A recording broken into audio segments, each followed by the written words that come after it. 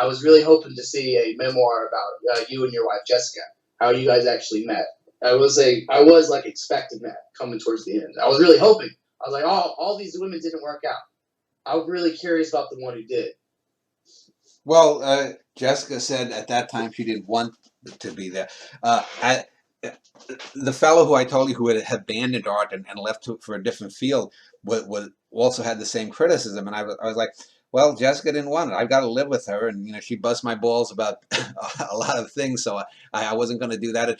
And Jessica, when she was younger, especially 18 years ago, was the classic kind of artistic wild child. I mean, Jessica had she was a seething volcano of passion, and I didn't need to have her angry. And so, but over the years, I have, for example, in my plays, when I started writing plays in 2017, I do have Jessica Wagner, who is the wife of Danny Wagner, which is my doppelganger.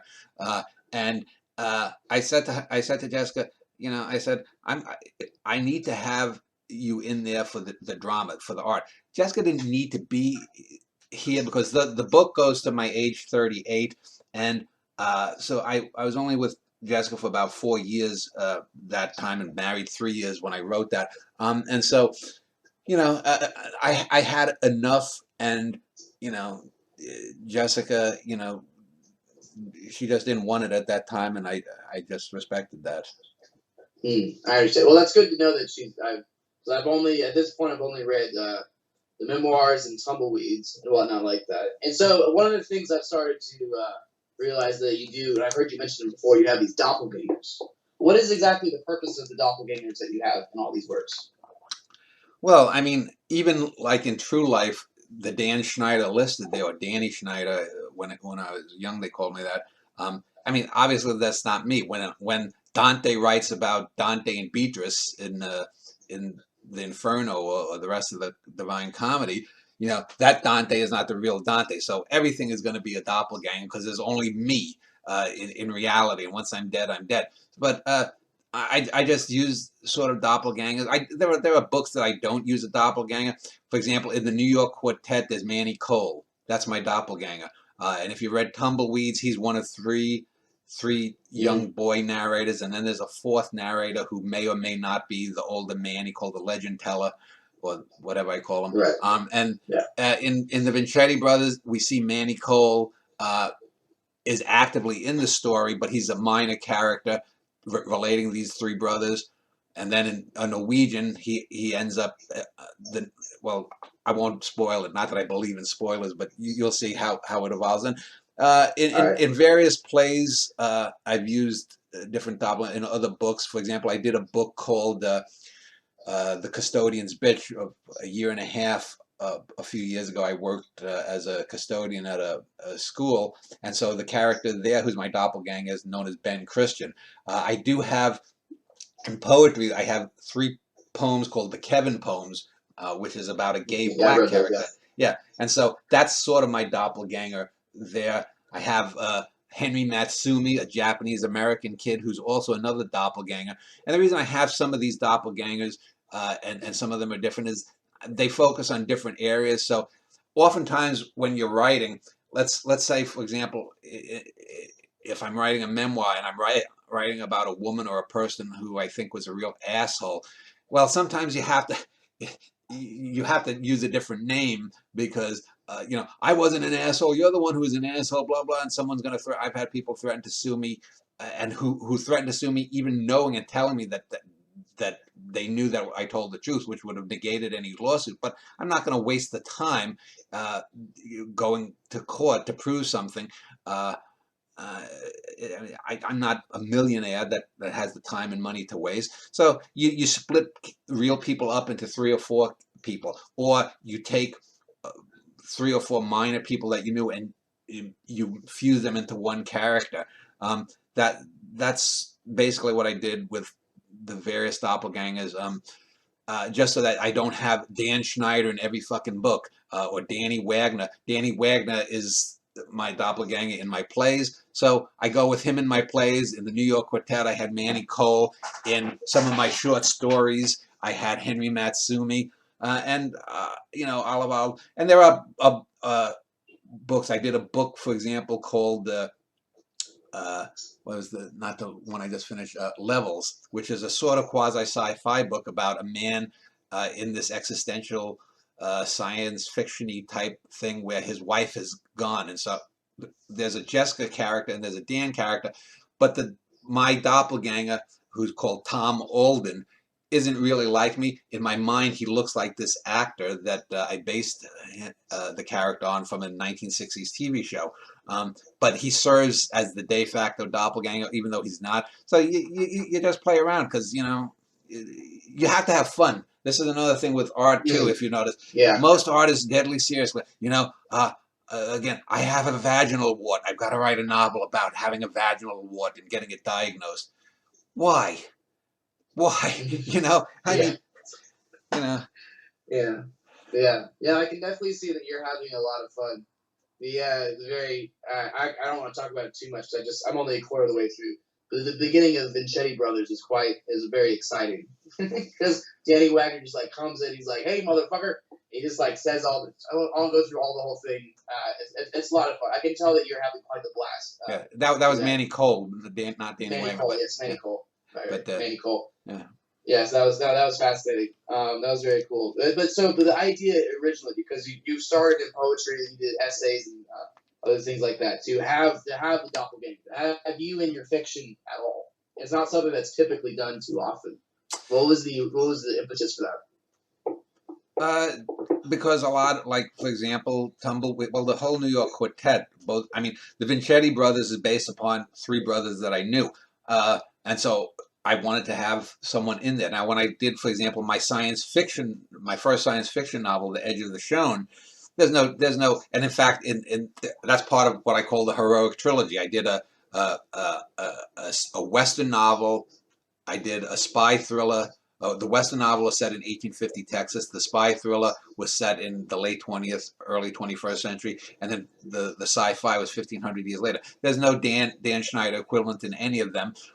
There was no need for there to be a Dan Schneider equivalent, although it's still all of my whole fictive universe, they're there. So, but what often happens too, I go back to the same things and I milk the same tit that for stories, and by doing so, it gives you a parallax on what must have a critic reading, say 4 times about Danny Wagner in a play, another and a couple of other doppelgangers. They'll talk about maybe the same woman that I might have known, but in different ways, because it just makes things interesting. If you're a painter, and let's say, for example, Andrew Wyeth was a great American painter. He painted a series of paintings about this one woman, Helga, who was a neighbor of his, who he was probably fucking. But every portrait that he does of her, whether it's a nude, whether it's her standing in a field, is different. And in the same way, so that gives you a parallax who this Helga must have been, at least to Wyeth, the artist. And in the same way, if I write about certain incidents that happened in my childhood, and in one way I write about it the way Manny Cole might have experienced it, then I do a similar thing with Danny Wagner. It's just a way of approaching the stuff in a fresh way, and someone who wanted to do a biography might say, well, if we look at how Dan approached this with these 4 different characters, we can get somewhat of what must have really been going on. Because no matter how well I can write, I can't recreate the past. I don't have godlike powers to recreate the actual past. And it's like I said with someone like Marilyn Monroe. If I say Marilyn Monroe to you, a certain image comes to mind. Whether you think she's good or not, she was a terrible actress in my mind, and she never did it for me physically. But you know who that is. Now, if I describe, without using the 2 words Marilyn and Monroe, if I describe Marilyn Monroe physically, you would get maybe an idea of a woman who was Monroe-esque, but you might not get. You wouldn't have the actual image of Marilyn Monroe that's iconic there. And so words can only do so much. And so sometimes, it's good to use specific markers, whether it's the name of someone For example, if I was writing about meeting Robert Bly and arguing with him or ripping his shit, you know who that is. Just in the same way as, like I said, if I'm writing about Viking warriors, I don't have to tell you the way Vikings fucking dressed. I just say Vikings around the 9th century in typical garb. You know what it's like. That's about 10 steps ahead of that. I mean, yeah. Everything you said is very logical about that. That's fascinating. It's different. You're thinking in a much more creative way than most people. It's the whole conventional stories that you're not doing. You're doing something very different. Well, fascinating. Most people look at creativity as over description. How many times have you read a fucking book where, you know, someone will write, oh, here's the main character, and they were wearing this type of dress, and she was wearing these types of stockings, and this shoe with an obscure kind of belt buckle on the top of the shoe, and her breasts were perky, and her nipples, you know, shone through her sundress there, and she was thinking about her Uncle Charles when she was 7, and she went to the playground with him, and she saw a boy, and you get these things that don't add anything to the character. It's just the masturbatory way that, you know, more. We need. I need. You know, if you know, a character is depressed. Well, in chapter 27, we have to reveal that she was molested by a priest. You know, this is this kind of way, rather than letting things be implied.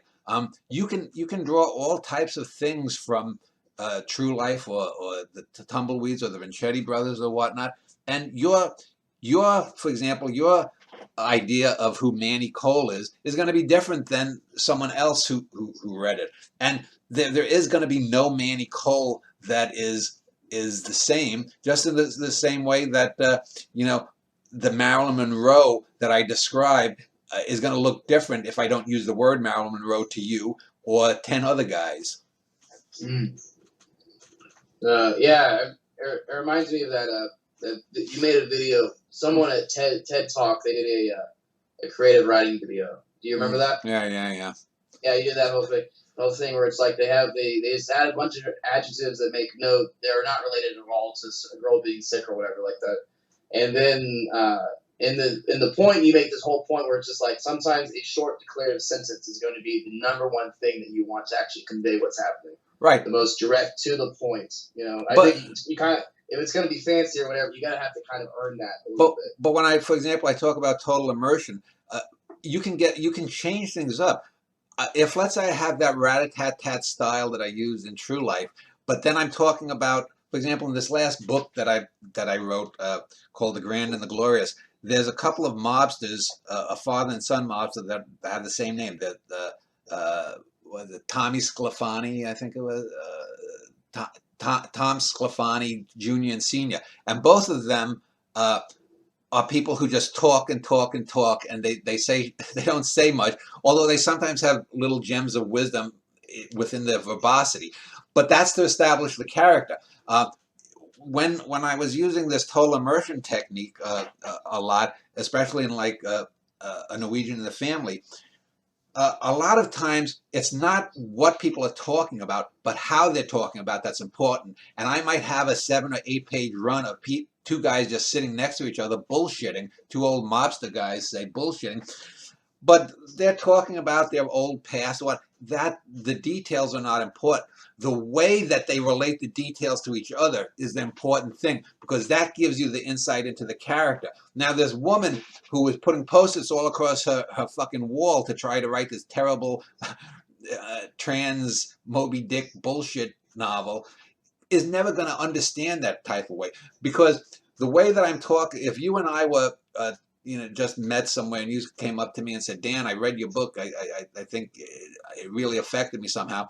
The way you and I are talking, or the way our body posture might be, is going to say sometimes a lot more than what you're actually saying, because I may have heard the similar things that you are saying, but maybe you're a bit more pugnacious than another person who came to me up in awe. Of some reason. Those are the kinds of things that you try to convey, because, as I say, character is plot. No one gives a flying fuck about the crew of the Pequod, just because they're going after that fucking white whale.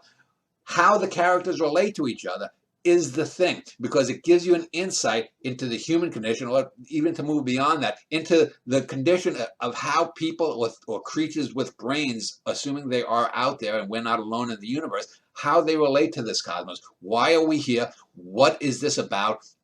And how does that relate? Now, some madman who's whipping his crew to chase a white whale halfway across the Pacific, in and of itself is interesting, but it's how it's done. Art is about the how, the art of the thing. If I were to write a play about this conversation that we're having via Skype, if I'm just using the transcript of what we're saying, okay, that has some interesting moments.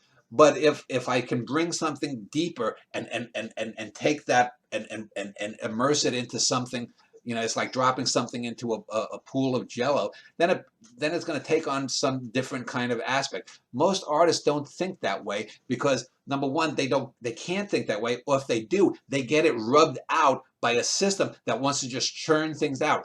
The problem with arts today is it's been commoditized, commodified, and this started after World War II, where people think you can't teach someone, for example, to write like Melville.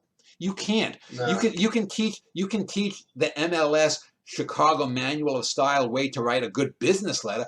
Big deal. I need to order 37.3 tons of magnesium ore for our.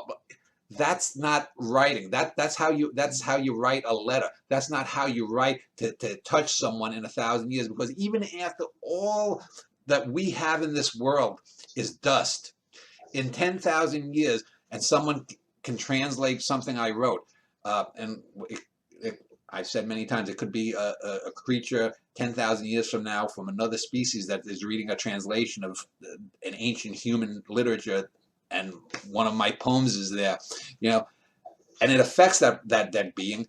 That's the thing that's important. Not this other bullshit.